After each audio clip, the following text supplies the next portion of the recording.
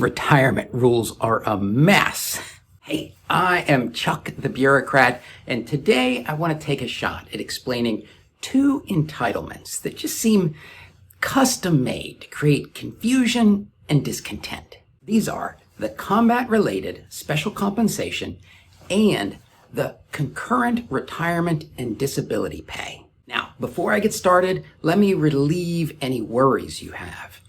As far as I can tell, there is only one minor way that you can botch this up. And even that problem only shows up if you qualify for both programs. All right, just so you understand how I'm going to approach this, I'm going to wade in slowly. Both CRSC and CRDP grew out of the laws that preceded them. So to understand where we are today, you have to look at where we started. All right, at the very bottom of this whole framework is a piece of U.S. Code, Title 38, Section 5304. That law says, with as much legalese as possible, that a person can only receive one pension or retirement or compensation. Now, what's interesting to me is that date, after July 13th, 1943. That's about 18 months after the U.S. got involved in World War II. And while I haven't found the original law or news articles about it, here's what I think was happening. Retirement-eligible soldiers were going off to the Pacific, getting combat-related injuries, and then attempting to claim both a pension and a disability. So Congress put this common sense rule, and it is still on the books today. And you can see how it kind of works like a fail-safe so that Congress doesn't accidentally entitle service members to multiple compensations. And that's important because there are a whole bunch of ways that you can qualify for a retirement or some form of disability compensation. Now, let's look at the different ways that you can get retired from the military. On the one hand, there's the retirement pensions that somebody gets for cheerfully serving 20 years of uneventful service in the military.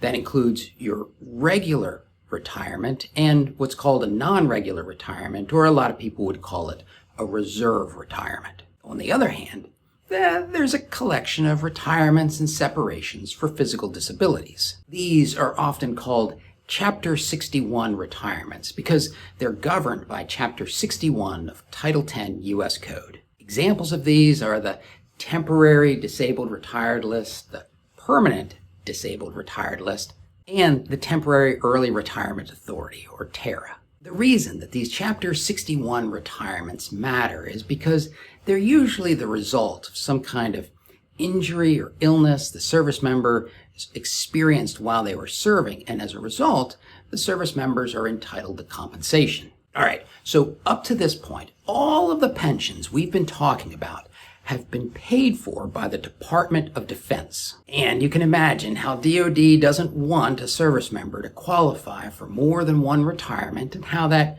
baseline rule helps make sure that doesn't happen. Now, at the same time, the Department of Veterans Affairs has, among other special compensations, a tax-free disability compensation that they pay to veterans who have service-connected injuries or illnesses. And that VA disability is paid by the VA. All right, let's stop here for a second and look back at what retirement was like in the 20th century, before 9/11 and the global war on terror and all that stuff. Back in 1999, if a soldier retired with a regular old 20-year pension and they qualified for a VA disability, they were not allowed to receive both. And you can kind of imagine that the rule was essentially that this soldier would have to pick between these two compensations, and of course he'd pick whichever was of greater advantage to him. For most retirees, their pension was going to put the most cash in their pocket. And so the VA disability was only really advantageous to veterans who had not retired.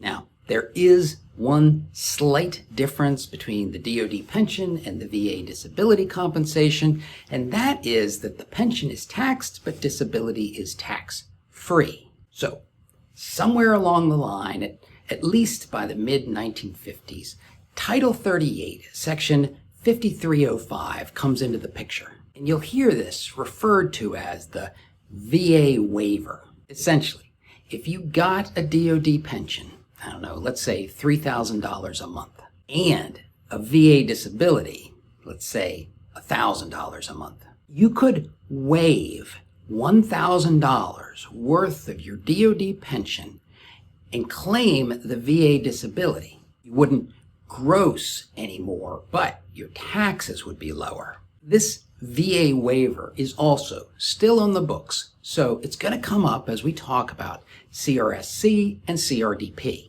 Because shortly after 9/11, these two new laws came along. Combat-related special compensation, it shows up first in the 2003 National Defense Authorization Act, and it gets codified in Title 10, Section 1413A. The Concurrent Retirement and Disability Pay, well, it shows up in 2004, and it phases in over 10 years so that by 2013 it is completely phased in. Now, just as an aside, the fact that CRDP phased in over a 10-year period was really important like 10 or 20 years ago. But nowadays, that phase-in period isn't really important.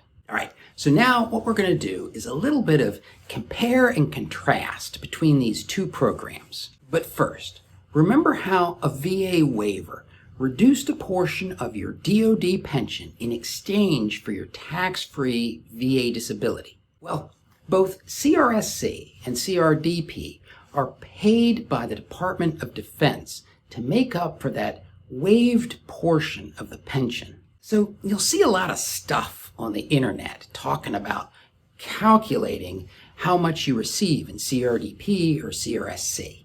But thinking of it as an independent value, well, that kind of muddles everything up. That's because the size of your CRSC or CRDP payment is the size of your VA disability that you waived from your DoD pension. Now, I would say that there are three important differences between these programs.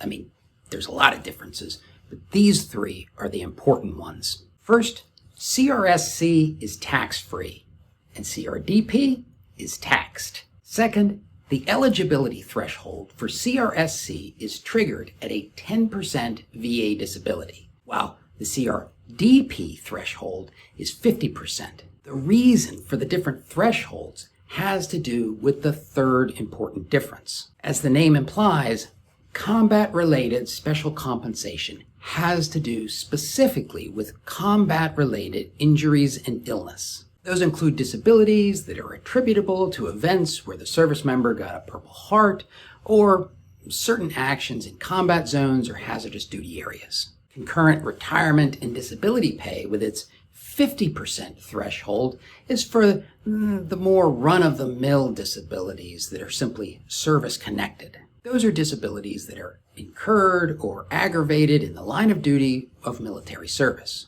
All right, so far so good? Because I'm going to take this up a notch and go back to those Chapter 61 retirees, the disability retirees. There's kind of a logic tree for these guys that tells us whether or not they can qualify for CRSC or CRDP. And it all has to do with your length of service and your disability rating. Oh, and by the way, when we're talking about a disability rating here, we're talking about the rating given to you by a physical examination board, not the VA. And I can only imagine that those two things are not going to agree. First, if you had a disability before you entered the service, they just separate you and you get no benefits. If you have 20 years of service or more, you're going to get a retirement regardless of your disability. Now, if you have less than 20 years of service, it's going to come down to your disability rating. A disability rating below 30%, that's going to result in separation.